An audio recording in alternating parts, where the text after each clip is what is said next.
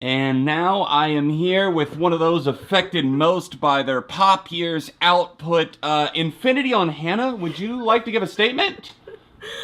I've been hurt so many times, but not this time!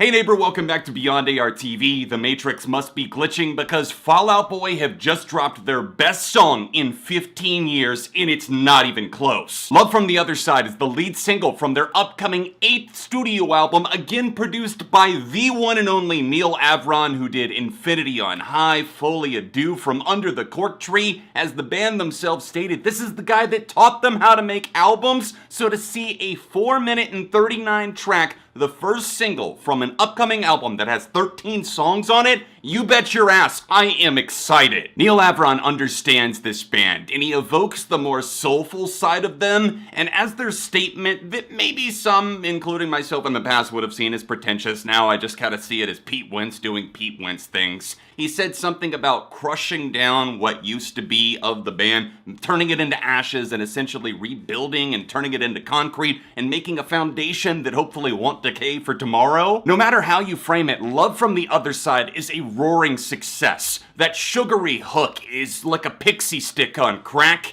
It's in my head, the snippet's been in my head as they've teased it, but the official launch of the song makes it that much sweeter. This is already their 3rd longest song ever, and while the album cover may suck ass, seriously, I'm gonna pretend this is the real one from now on. But how am I not gonna look at this and say, thank God they didn't go for some TikTok chasing 2.5-minute song that doesn't really do anything other than be Mania Part 2? Nobody other than a few of you weirdos out there were wanting Mania Part 2, and while that album cover actually might be superior in my mind to this Bubble Fest, I still have to say, no complaints outside of that. The lyrics on this single are just chef's kiss. I absolutely adore what they're diving into. I love that the band is getting a little bit introspective again, and as we know, Pete Wentz, their bassist and primary lyricist, often gets a little bit too heady with some of his concepts, especially in recent years, or else he feels like he's watering them down. This feels like they took the time to cultivate a garden, and now it's in full bloom. Patrick Stump doesn't have to prove himself to anyone as a vocalist. We know that he's more than capable, but on this song, it is fantastic to get that reminder that, yeah, he can still be that guy, that prime dude that is belting it out with heart and soul and vigor, something that I haven't heard from him on this level since Folie Deux. And yes, this is coming from the guy who thinks Folie is their best record. Obviously, that 3-album run from Cork Tree, Infinity on High, Folie, those I think are their 3 best, but also it's just that classic 3-album run that not every band nails. They're back in that mindset again, and it is so sweet. I'm loving every member's contributions. Andy Hurley slamming away on these drums towards the end of this cut, the outro, the strings, just